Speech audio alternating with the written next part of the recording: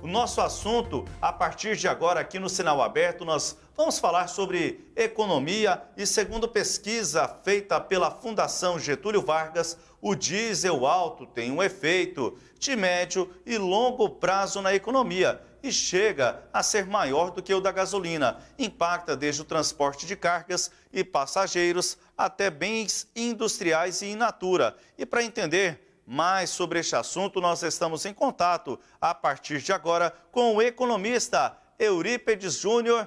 Eurípedes, bom dia, muito obrigado aqui por aceitar o nosso convite. Seja muito bem-vindo aqui à Sagres. Bom dia, Samuel. Bom dia, Jéssica, Cileide. É um prazer estar aqui falando com vocês. Eu que agradeço o convite e um bom dia para todos os nossos ouvintes que nos acompanham nessa manhã.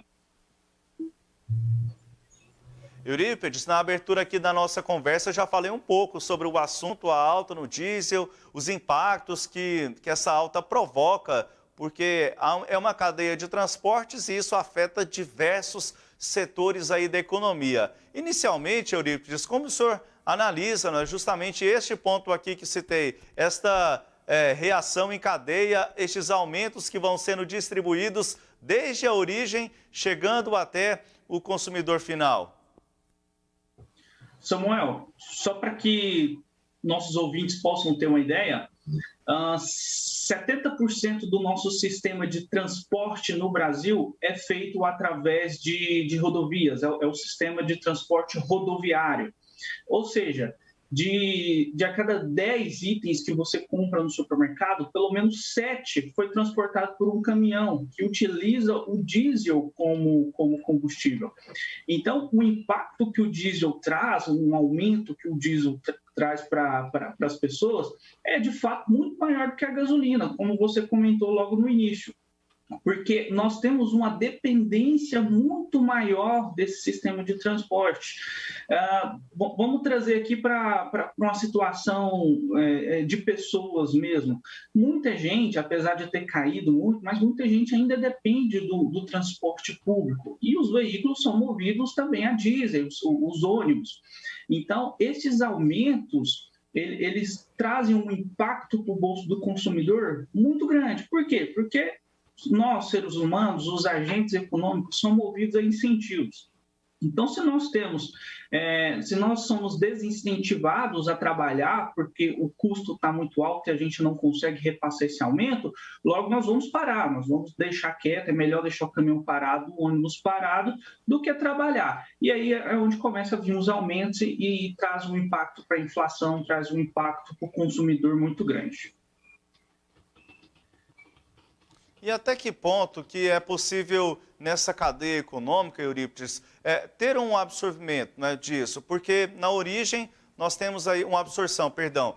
Na origem nós temos aí já um elevado custo. E aí na distribuição, alimentos, o senhor falou a respeito da matriz rodoviária aqui no Brasil e de que forma, até que ponto que a gente consegue ter uma capacidade de absorção nas diferentes áreas da economia que necessitam diretamente do óleo diesel? Bom, Samuel, só para que vocês também tenham uma ideia, eu acho que é um outro dado importante a gente trazer aqui. Hoje, o gasto, o sistema de transporte rodoviário, ele tem um impacto na economia de 1,4% do PIB, ou seja, aproximadamente 60 bilhões de reais. E esse transporte rodoviário que nós estamos falando, ele movimenta a economia em aproximadamente 29% do PIB. Ou seja, o custo ali com gasolina, motorista, manutenção e etc., custa 60 bilhões por ano. Agora, as cargas que esse pessoal está transportando, ela traz um impacto de 30% do PIB. Então, como que eles podem absorver isso ao longo de toda a cadeia, né? E aí é onde entra um grande debate, né? Porque o país como um todo, ele não tem estrutura, vamos dizer assim, pronta ainda, pelo menos, pronta para mudar a nossa matriz, diversificar mais um pouco a nossa matriz para não ficar tão concentrada assim. Então, essa distribuição, essa absorção, assim, ela ainda é muito limitada no que pode ser feito, por conta dessa alta dependência e da falta de estrutura que o país oferece para as outras matrizes, né? Então, vamos dar um exemplo aqui bobo. Aqui em Aparecida de Goiânia temos muitas indústrias. Não dá, não temos um sistema que transporte arroz, bolacha, qualquer produto que seja de ferrovia ou de avião até outras cidades aqui do interior de Goiás. Vai depender muito ainda do transporte. Então, o que falta é isso, para a gente ter um impacto maior. Cileide Alves. Bom, você está falando aí, a gente tem acompanhado. Primeiramente, bom dia, obrigada por aceitar nosso convite. A gente tem observado que os transportes, né, o aumento do custo do transporte, ele vai impactar diretamente, seja aumentando os preços ou diminuindo aí a margem de lucro de quem está produzindo. E aí eu pergunto o seguinte: essa inflação do transporte, ela tende a aumentar, já que nem todo mundo está repassando, ou ela já chegou com força na inflação, porque a gente viu aí que no último mês o impacto foi principalmente do transporte? Cileide, excelente pergunta.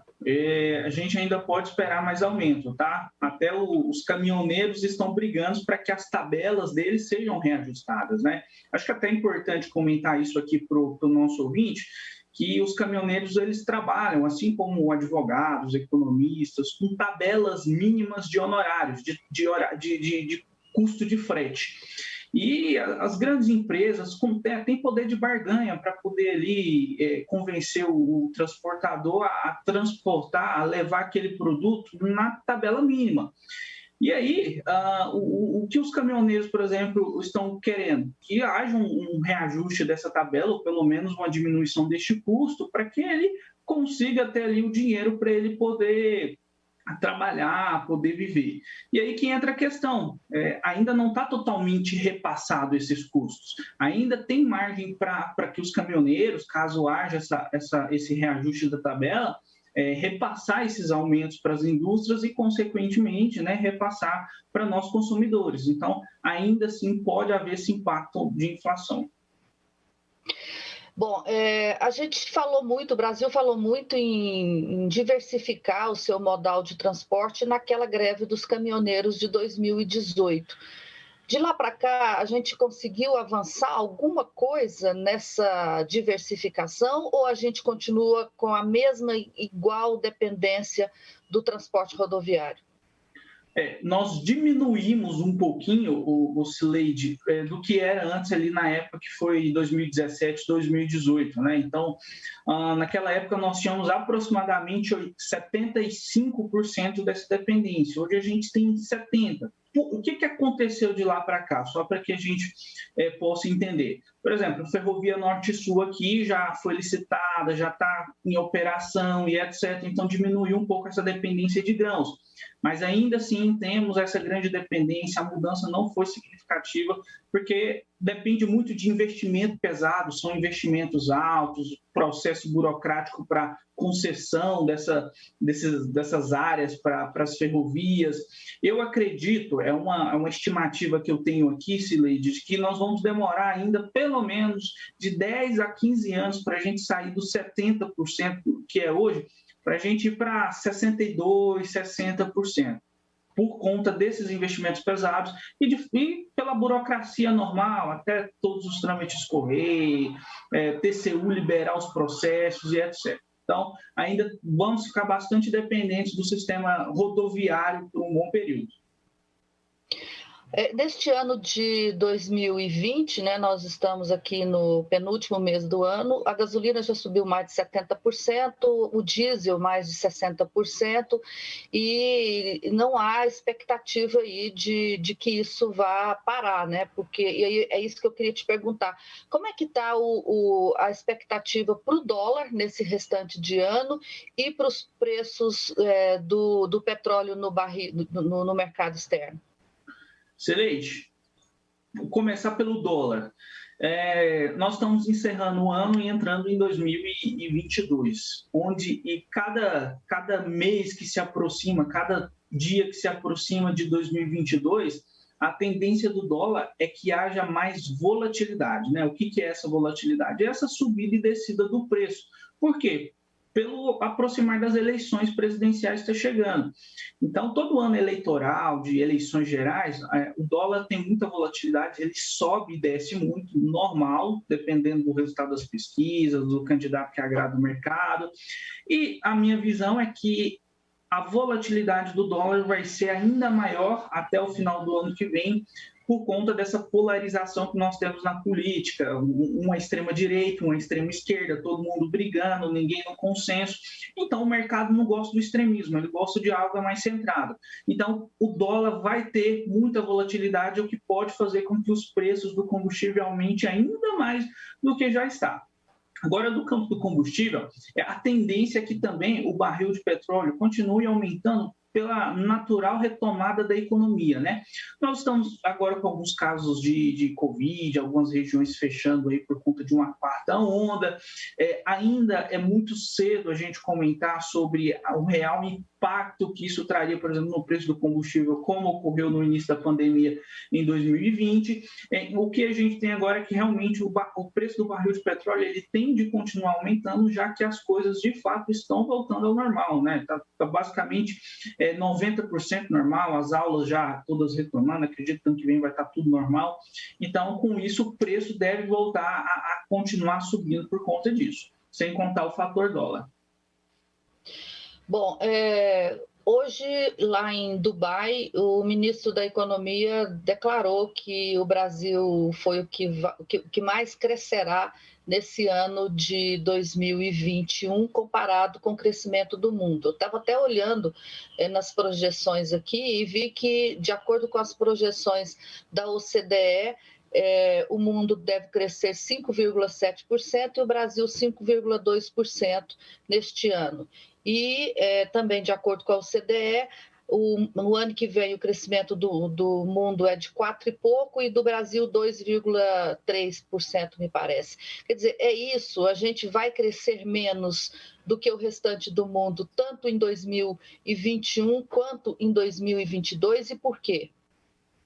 Sileide, essa projeção para o crescimento do Brasil, por exemplo, eu ainda sou mais pessimista. Eu acho que nós estamos trabalhando com uma projeção acima de 5%, principalmente porque a base do ano passado foi muito baixa.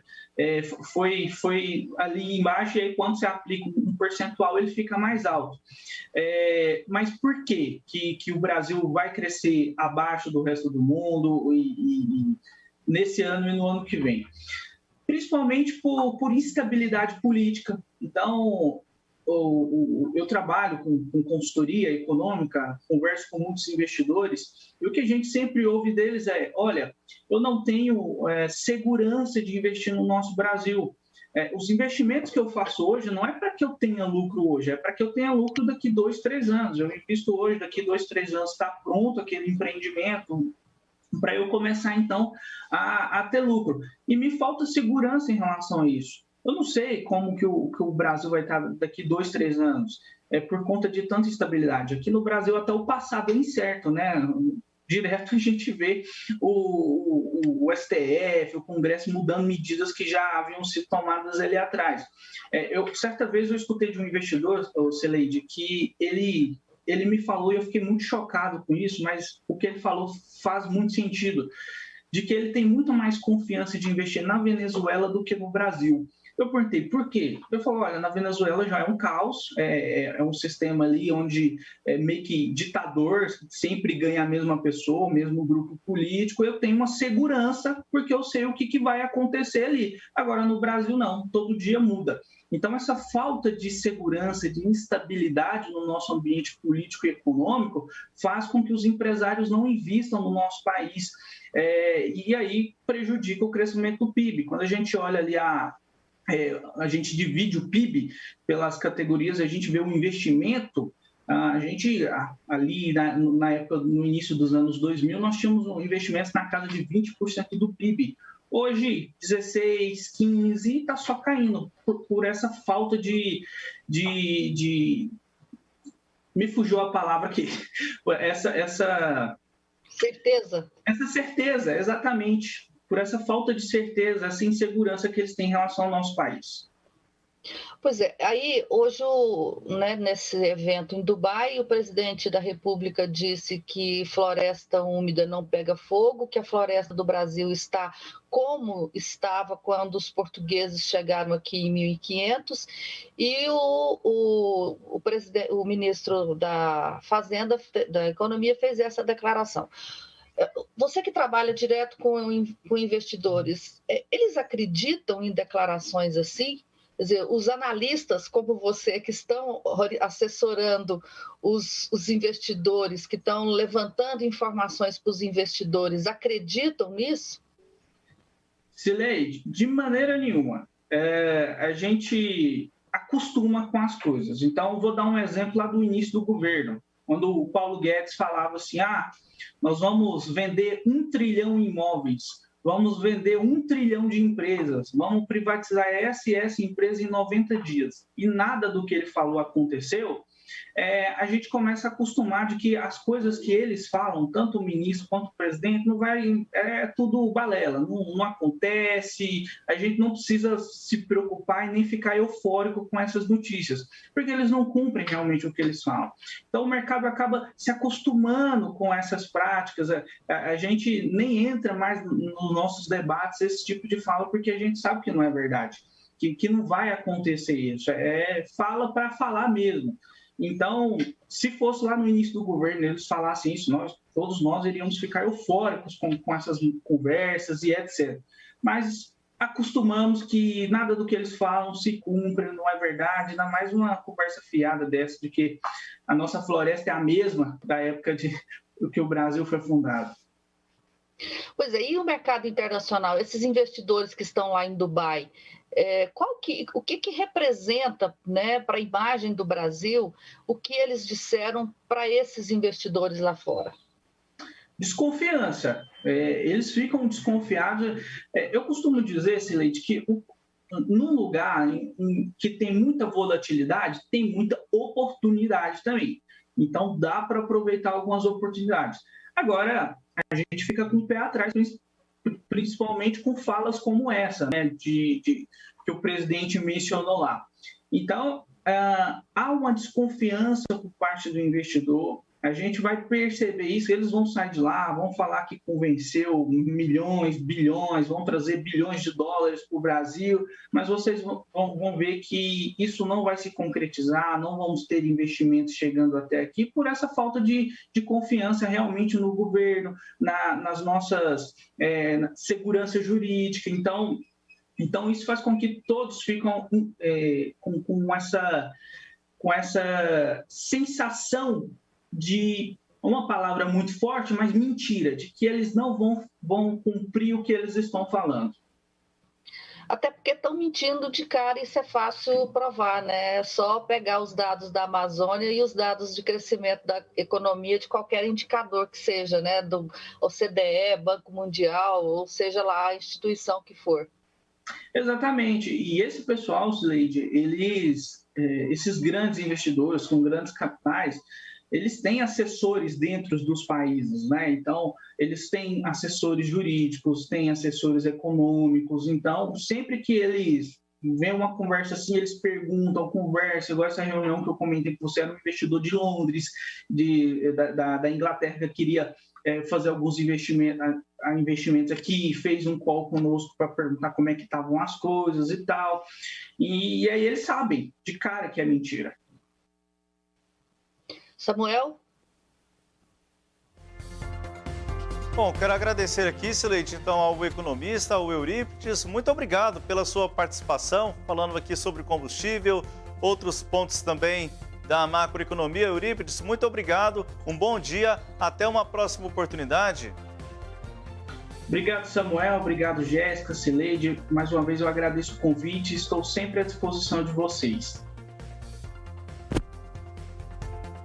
Destaques e a íntegra desta entrevista logo mais no nosso portal, o sagresonline.com.br.